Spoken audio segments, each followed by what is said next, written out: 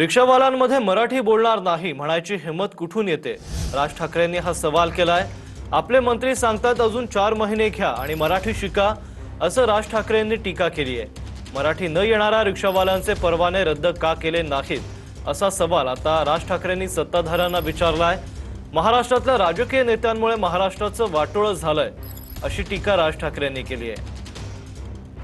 आज जो महाराष्ट्रामधला जो प्रश्न आज तो काय तो रिक्षा भिक्षांचा काय मराठी बोललं पाहिजे वगैरे जो विषय आलाय, हिम्मत कशी होते मला जरा सांगा। तुमच्या राज्यात येऊन तुम्हाला ते सांगतायत की नाही मराठी बोलणार आम्ही, आणि ज्याच्यावरती आमचे मंत्री त्यांना सांगतायत बरं बरं ठीक आहे 4 महिने अजून घ्या, मराठी शिका। हिम्मत नाही तुमची, लायसन्सच रद्द करा। मराठी टिकवायची असेल तर ती वरपासून खालपर्यंत टिकवायला लागते। परंतु हे सगळं वाटोळं जे झालेलं आहे, या सगळ्या वाटोळ्याला कारणीभूत फक्त महाराष्ट्रातले राजकारणी आहेत, दुसरं कोणी नाही।